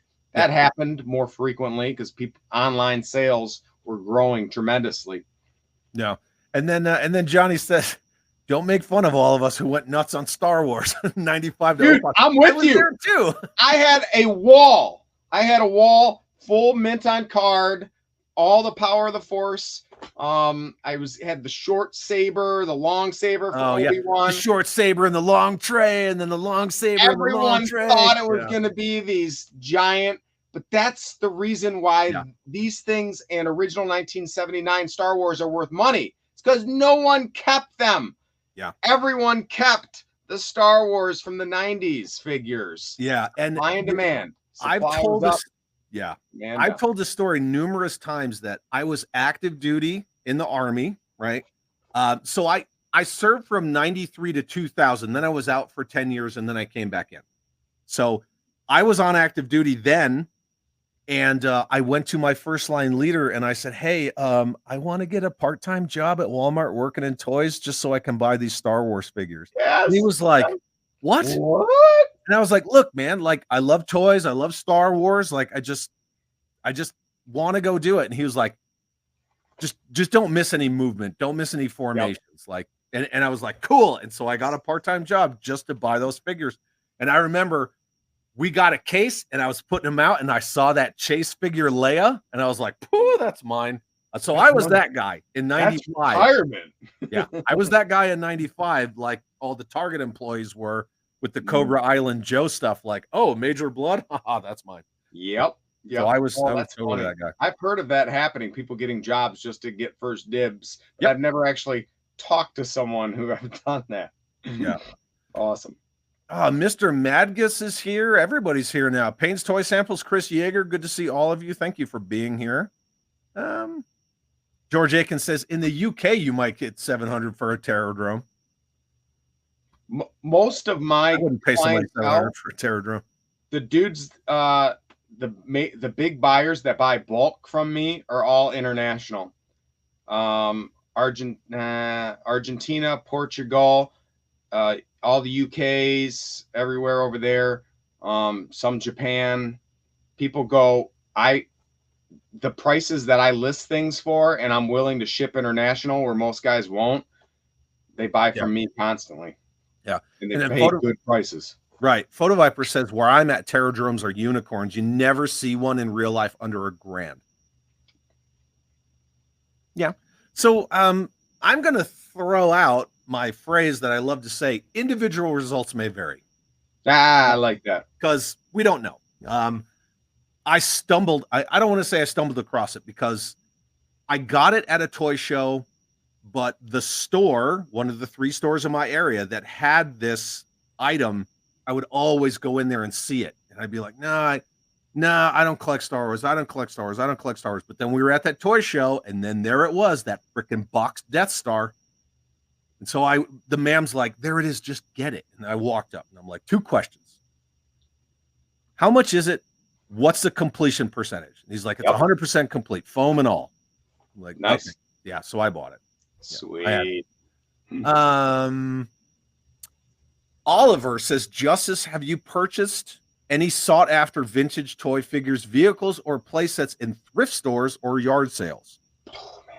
So I've been yard sailing since I got a driver's license, and I wasn't flipping toys back then because I didn't realize there was a market for it or anything. I was primarily in oddities, antiques, and whatnot. That was my wheelhouse. So then when I got back into toy collecting 12-ish years ago and realized, holy crap, these suckers are worth money, that's what became my new hunt.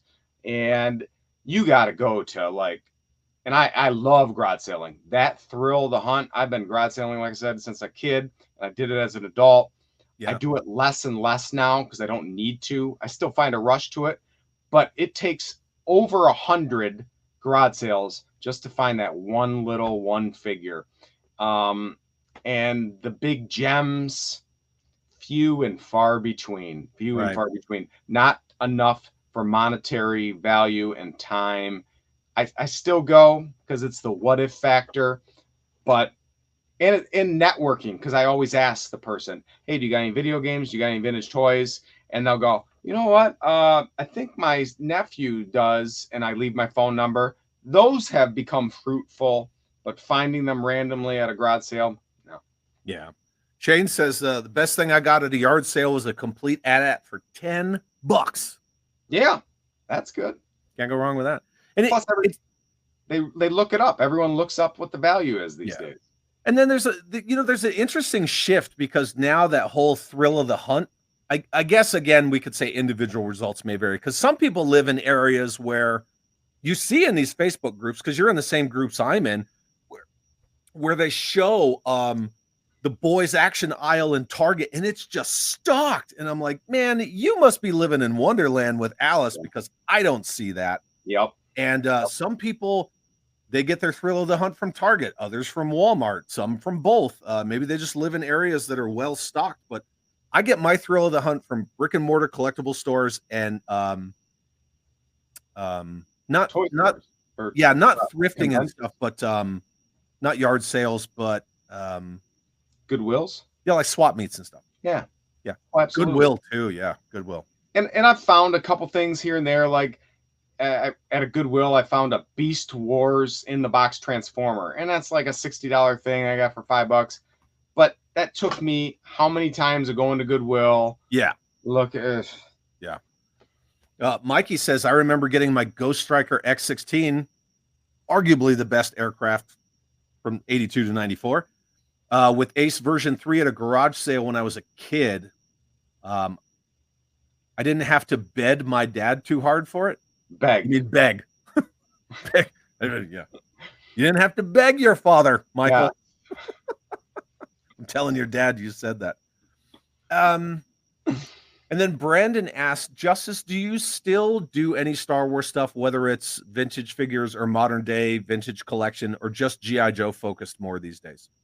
No, I still love Star Wars, like the vintage movies, even the modern movies. I follow all the new stuff that's coming out with Disney. So I have a nostalgic connection to Star Wars. I don't toward the vintage figures other than the monetary value of finding them. I have some in my collection. The only one I had as a kid was Yak Face. So not Yak Face. Oh, I wish it was Yak Face. He's the super rare one out of Canada. Hammerhead, which is just a weird, Yeah, the weird Athorian. Yeah. yeah. So I'll grab those here, there. But like when I picked up that G.I. Joe collection that I mentioned earlier, I picked it up 2 days ago. Massive, awesome, beautiful G.I. Joe collection. He, like most collectors, got into other things. He had a full Star Wars, a Darth Vader case, all filled with figures and weapons. And he's like, "You want to buy this too?" I'm like, "Absolutely. If I can make a buck on it, I'm going to buy it." And some of those I enjoy, and I'll stick them over around. And a few Black Series, the 6-inch Star Wars figures. Yeah, I got a couple. I got a couple just scattered around. A Rancor fighting G.I. Joes I have over there. I like that. So Drew G, if he's still in the chat, there he is. Drew bought a collection. Okay, I see your question, Drew. I just started. Drew bought a collection from somebody, and a couple of us went on his channel with him, and he was opening it live, and it was like me and Scuba Pete and a couple other guys, and we're like, "Oh, what's in there? What's in there? What's in this?" And he's opening it, and we're like you can hear the weapons rattling. He's pulling out all these final 17 figures. Oh. And he bought this entire collection. He's like, here's a Falcon, here's an AT-AT, here's a Y-Wing, a B-Wing. He had an A-Wing, and he's just like pulling out all these figures. And I'm like, he told us how much he paid for it before we went live. And I'm like, dude, that one figure you just held up paid for it all. Was every dollar you spent right there. And it kept coming the whole time. And we're all just like, whoa. But that being said, speaking of, rare and vintage Star Wars figures, I bought that a Man from Action Figure Adventure Season 2. Oh, you did? Nice. So I bid on it, thinking that either I was going to drive the price up and help Children's Health, or win it. And I won it. And you won it. Nice. And I won it. And then when I won it, I was like, do you guys want to keep it and just re-auction it? And they were like, no. Yeah, right. Yeah. So I took it. That's cool. Yeah. So, and then JC's, I guess you're asking about my Death Star. It says with the garbage monster, if you mean the Dianoga. I didn't know that the Dianoga was $100 by itself. No, but it's a complete Death Star. The swinging chain, the whole 9 yards. Yeah. Maybe I don't know what the playset's worth, but the Dianoga figure itself is probably in the $30 range. I'm guessing. I don't know what the phone. It's really 45, you idiot. I'm like, shit, come on. Actually, Justice, you're incorrect, dummy. Oh, you don't realize, because I don't plan my YouTube videos, my lives. I just shoot from the hip constantly, and I'll talk for an hour about a million different things. And, the other big name, well-polished YouTube guys, they freaking edit it so well that they make themselves look like freaking masters. I've been in the room with those guys. They do multiple takes. They are not that polished. But me, I'm like, good enough. Yeah, even when I do like my Joe Room tours, I'm like, and then there's that guy from whatever line. It's like whatever. Care. But yeah, that's on the fly. Yeah, and I like. I'm doing like a video. I have notes, but yeah. JC's is asking, will anything ever be like Star Wars in 1979? As in figures and prices, or just the genre? I always say that Star Wars is king when it comes to collectibles. It's going to outlive us. It's going to hold that brand, especially since Disney has it. Yep. And they locked in our kids, and they're going to lock in their kids, and it'll be this legacy. Whereas He-Man, G.I. Joe, other properties are a little more shaky. They might die with us. They might live on a little bit more. So will anything ever be like Star Wars 79? Maybe Marvel, but I don't know. Frostbite says the Dianoga is $175 Australian. No way. How do you spell that? Oh, shoot. Can you still see me? I'm on a different screen. Dianoga. Hold on, I gotta get to eBay here. I gotta. He's gonna look it up on the fly. Research. How do you spell it? DIA. Yep. Noga. No. There it is. Yep. Dianoga. What is the cheap? Oh my gosh, this has gone up. So it looks like the cheapest you can. Oh, there's a stand for it. That's kind of neat.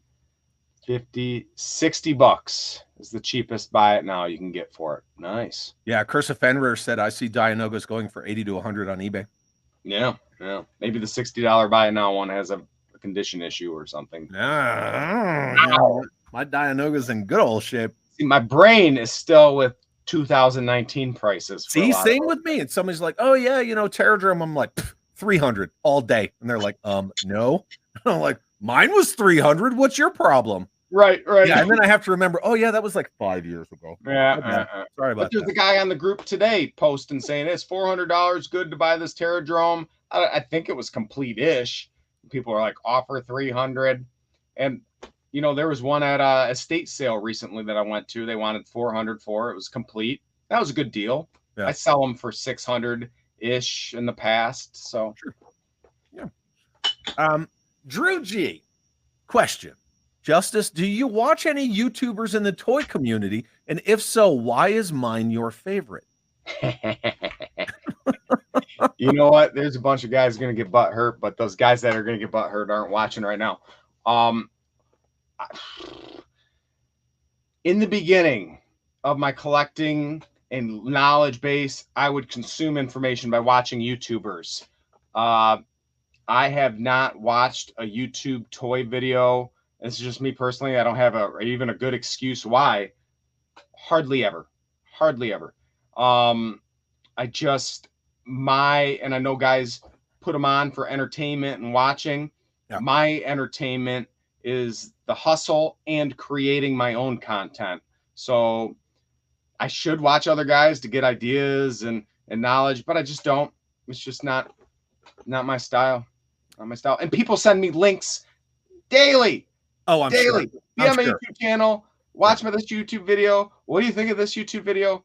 And I always say, I get 20 messages a day with 20 people wanting 5 minutes of my time. Yeah. I barely have enough time for my own family. So if people ever get a little butt hurt because I'm short with them, it's just, they'll send me these giant narratives.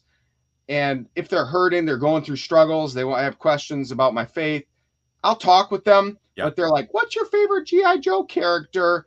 I'm like, dude, you got to watch one of my videos. I can't get into that. I don't know you. Yeah. I love you. We're in this toy community together, but time is my most precious commodity. And I don't have enough time to watch other YouTubers or experience talking with enough people. And I used to. Yeah. But that's the nature of, that's just how it goes. Yeah. You get busier and our personal lives, they, not only do they require and demand more attention, like that's our personal lives. It's where we should be, kids, putting kids. The most attention. We've got a 17-year-old, yep. We got other stuff going on.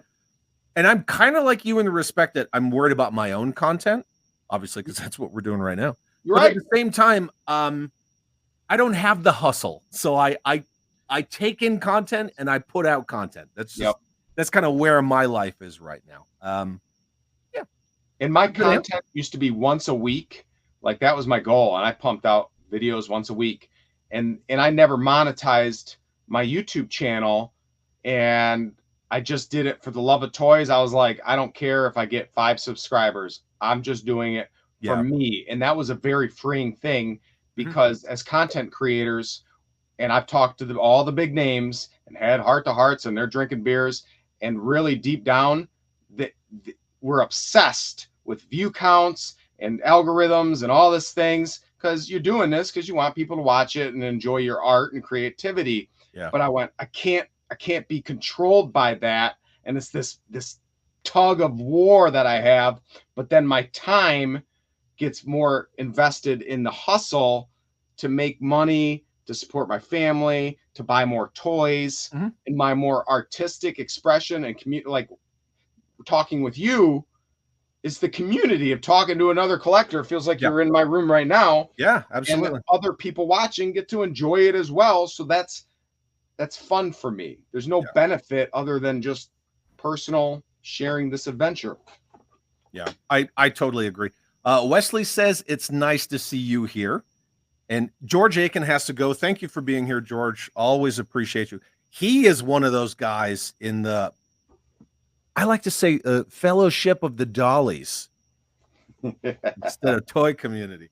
But Yes. he's one of those guys. He shares his passion. He sends people toys. Every time George sends me something, he sent me a fantastic box for Christmas with some rare Action Force stuff. And he sends me British chocolate. He always sends people British chocolate. He's such a nice guy. But that's awesome. Yeah, he's one of those really awesome guys. Destro's Desk, another awesome channel. Sorry if this was asked. Justice, did you ever have a time where anxiety kicked in while trying to find a certain figure, vehicle, etc., and you had to pump the brakes and reevaluate what you were doing? And I've talked a little bit about this, but I'm normally not a high strung, but a high energy. My brain is, so I have a lot of anxiety. You know, that stuff kept me alive in law enforcement because I'm in these chaotic, crazy split-second decisions. Yeah, you're fight or flight all day. Fight or flight all day. And it was very difficult even to turn that off. And even after a year and a half of being away from that, it's slowly cortisone level, all this stuff going down.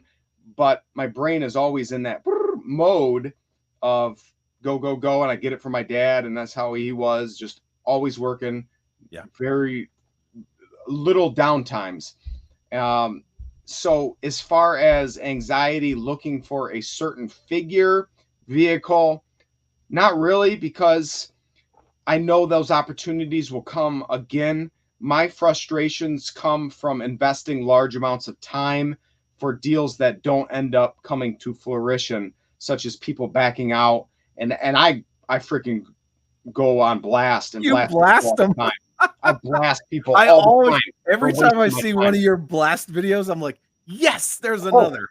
Oh yeah, because it makes guys that watch those videos that go, ooh, I probably shouldn't do that in the future. So it's for a way for me to vent, and it's a PSA to tell these other knuckleheads that might be going, ooh, that's not a good idea. That's not good business practice. Yeah. Case in point, 2 weeks ago, guy goes, he's a good customer. He's buying constantly from me. It's like, I got these 10 sideshow figures for sale. You want to buy them all? I'm like, yep. Pictures. I research them all. We settle on the price. He goes, yep, that's a good price. I'll get them shipped out to you. Then a week goes by. Then 2 weeks. I'm like, I'll give you a shipping label. I'll send you a box. Like, what do I need to bend over backwards to get to the finish line? Right. Then he starts going, you know what? I'm going to see if I can get more money from someone else. And he's a freaking fellow law enforcement officer. I blasted him. So I didn't publicly because he's in law enforcement. I had some professional courtesy. Right. But in the message, I'm like, dude, a man's only as good as his word. And you backed out after I spent an hour going back and forth with you. Who waste my time? That is not cool, man. That is not cool. And he just crickets. So that's where my anxiety and frustration come from, of people that are leeches on my time, and then there's no fruit. Like this, I don't care about my time with you because it's fruitful, it's interaction, it's fun. But those kind of things, bleh. And that's it's time and effort you're never going to get back. Right. Yeah, absolutely. I like this comment from V Conley, who is a super awesome guy. I'm learning a lot from Justice, especially learning the how to help other people enjoy collecting. Yes. And I'm telling you, when I do videos, the things that keep me going on videos, and I know it's probably weird sounding, but the comments, the words of encouragement. Yeah. I did the Daily Bread today and got 2 guys messaging me saying, hey, what you said struck a chord with me. I'm going through something. That makes me go, all right, I'm on to something. I'm not just doing it to create content. Yeah, I like doing those videos too, of look at this toy, look at this artistic, but helping people, showing people real life things, learning about toys, that's where I fill my bucket. Yeah. And it's really cool. And for anyone who's hanging out, who's never done business with Justice, he will send you little pieces of his Justice Cury tape. He'll send you cool little brochures like this. And see, the cool thing is I can pay this forward. So like Laser Pants Ryan from 3POA, you know, he loves that old Batman 89 stuff. You sent me this. I'm going to send it to him. Oh, absolutely. It's a win-win, you know? I have a giant drawer filled with Desert Storm cards with a full set. I could go and just post this for 25 bucks, put 25 bucks in my pocket, sell the full set of 300 cards, whatever it is. But I rather go, you know what? I'm going to send one to each person. Then some of them will pay it forward. Some of them will put it in their collection. They'll look at it. I like getting free little knickknacks. Every card that you sent me, hey, see? every single one of them. You sent me that Zap one. It's up there on the shelf with my original 13. Like every time you send me a card, I'm like, where's this one going to go? And I just put it somewhere. Like, and they're all over the place. Yeah. I put them everywhere. Because I just, that kind of stuff is cool. You know, like handwritten notes. Like who does that anymore? That stuff's just rad. And again, the shameless plug, I got to tell this one story too. I did a video recently. If you're not following me on Facebook, follow Justice Cury, because I talked about a bunch of artwork. I have a mentally disabled cousin that spends all day, every day doing pictures just like this. I got stacks of these things. He writes a little message on the back of them. And my mom was like, I don't know what to do with these. I'm going to just throw them away. And I'm like, give them to me. So what I've been doing, see, look at that. That's freaking awesome. That's awesome that you kept that, dude. I absolutely kept it. So I send people that, and then I give, when I give them the tracking number, I'll say, hey, here's a link to my video of me talking for 15 minutes about my cousin with disabilities, and show pictures of him and what he does all day. And this is a piece of his art. If the person throws it away, I don't care. But almost every single person goes, I put it on my refrigerator. I put it in my collection. And I tell him, he calls me every single day, bar none.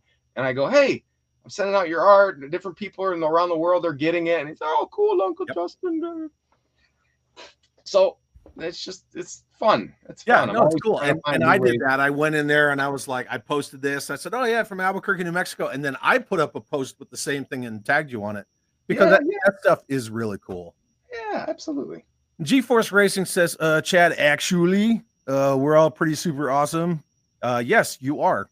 100%. Absolutely. In fact, I was telling Justice that numerous times, how everyone in my chat is super. You actually have some awesome commenters. You got a bunch of people following. Man, if I did a live video, I'd just get a bunch of trolls. So you were very lucky, my friend. There was one dude that I had to cool his jets and put his ass in timeout. Or whatever.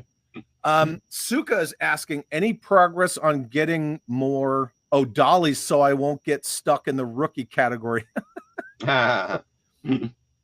Nerdzoic does the nerdy awards, right? And so I won Rookie of the Year for 2023. And then what the hell's his name? He's big time. He's been around like toy YouTubers, but he does like 6-inch stuff like Marvel Legends, which isn't my wheelhouse. So I don't, you know what I mean? We're not in the same food chain. Yep. Somebody in the chat, tell me what that dude's name was. But anyway, so he presented the Rookie of the Year to me, and then he said, I need to get more figures. And I'm like, oh, so like the 1,100 and change that I have isn't enough? All right, whatever. But oh my goodness. Anyway, so I just make a joke out of it. But yeah, Suka, I'm working on getting more dollies. And then Mython the Python says, speaking of Ghost Striker X16, what is the going price you'd pay for a complete one these days? Mython, I'm going to tell you something. 5 messages a day I get from people going, what's this worth? What's that worth? What's this worth? And I'm like, I have fuzzy knowledge of it. And if I go, just like the Diagnoma, the green trash compactor monster, where I'm like $30, and someone's like, actually, it's worth $675. And then they're going to post my screen conversation, be like, look at Justice Cury is trying to rip people off by saying it's only worth $30. I don't give price advice. Justice Cury said $167.32 and not a penny more. And I'm going, oh my God. And I know it's a harmless question, Mython. I'm Yeah. sorry that I'm going off on a rant because it's my personal baggage I deal with day in and day out. I kindly, when people say that, I go, hey, I rather teach you how to fish than give you a fish. I got to do the same thing you got to do. Look on eBay, hit the sold button, look at the average prices, try to get a comparable value, and that's roughly your price of bidding value. I don't look at the buy it now values. So as far as the Ghost Striker, I couldn't tell you. I don't know if it's worth $70, $100. I don't know. Yeah, and Mython, there's also the complete loose or the sealed in the box. So that's big difference. Whatever you do, brother, do not pay more than $200 for a Ghost Striker X16. Do not. No. So that, like, I will give you a generic sealing, and then you just kind of walk it in, right? It's like a plunging fire. You just got to walk it in from there. Hey, Shartimus Prime. That's who it was. Ah, yes, Shartimus. Yeah. Which I just don't know who he is. It's not a negative. It's just not, not my deal. He was at PowerCon. I saw him there. Yeah, I'm sure he probably was. And then Curse of Fenrir says, I love that Chad can't remember the Get More figure guy. It's not, again, it's not a negative. I couldn't remember about so many things and our brain's going a mile a minute. I'll forget my freaking neighbor's name. Like, it's just. Yeah, that's what it is, because like you and I are talking, we're trying to be engaging and stay on topics, and I'm looking at the chat and I'm starring things and but yes, I couldn't remember Shartimus Prime. Not enough bandwidth or whatever. Ron, something in our brains. Attention spans are called spans for a reason. Yeah. Yeah. This guy. We were chit-chatting about this dude. Hey, Jay, what's up, buddy? I love you, Jay. Thank you for being here. Jay, you got to rewatch the whole thing. There's like a half-hour segment in the beginning where we talk nothing about you. Or no, the whole time we talk about you. And there's funny, hilarious stories. So rewind this whole video, rewatch it, and you're gonna see epic Jay talk. All the Bardo love, and there's some love sprinkled in there for McZob as well. I invited Jay. Oh, nice. I did invite Jay because you haven't seen Jay in a minute. That's right. Matt Noon sends a $5 super chat. Thank you, Matt. Always appreciated. It says, Chad Justice, thanks for the chat. Got kicked out so my daughters can play Fortnite. Struggle's real, man. Sorry, brother. Yeah, the struggle is real. That's why I have a game room and then I have a dolly room. Yeah. Hey, it's Jay, the Cobra hoodie guy. Jay was on one of the Toy Talk Wednesdays or Sunday, whatever. He was on a live stream with me and a couple other guys. It's Jay. It's freaking Jay Bartlett, right? Yeah. And from my perspective, people who don't know, like you or Bardo, or like certain other people, I'm like, what friggin' planet do you live on? Anyway, but again, that's just my perspective. And some guy in the chat was like, anyway, so that Cobra hoodie guy, and Jay was wearing, his Cobra blue hoodie. his blue Cobra zip up. Yeah. And Jay's like, hey, Chad, can you highlight that comment? Anyway, whatever. It was pretty funny. So, I think we're good. But Jeff Butler, another totally rad guy, says Justice clearly gets it. Toys can be business and just stuff, but whatever their value, they are a connection to one another, whether in the past or present. Lots of fun, but the connections matter. Yep. They're the glue of friendships. They're a conversation piece. They're a nostalgia piece. They're a display piece. There's several things, but in the end, they're just plastic. They're just things. Some people assign monetary value. Some people don't care about that. But the photographing, the art, the talking about, the collecting, the process. I could be at the slot machines. I could be watching football. Some sports event. This is where this is my wheelhouse, my fun place, my relaxing zone. That's one of the reasons why I like going to cons and toy shows and things like that, because it doesn't matter what you're into or where you're from or, your socioeconomic background or anything like that. If you walk up to a vendor's table and you start talking to this vendor, first of all, if they're toy people right off the bat. Right. Immediately, But you're talking to other people who are looking for, oh, what are you looking for? Oh, I'm looking for this. Oh man, I saw that like 5 booths over there. And like, Yes. you know, everybody's out for everybody. They're not just like, this is mine. Yeah, you know, they're not like that. And I can't stand those types of people. You know, it doesn't matter if it's Joe Fest or something local. You know, I hit up friends and I'm like, hey, are you looking for something? Is there anything you want? Do you want this con exclusive? Do you need this? Do you need that? And that's the kind of stuff that I like fostering. Absolutely. Not this social media argumentative BS. That's all fake. Yeah. You know, I think that stuff's fake because in person, one, those people will never behave like that toward you. Right. And two, even if they would, I would just turn around and walk away. Like I have no time for that. I don't need to like prove my manhood and like fist fight you in a con that I spent $2,000 to attend. Right. This stuff is just dumb. You know what? Hold on one second. Yeah, Lilith.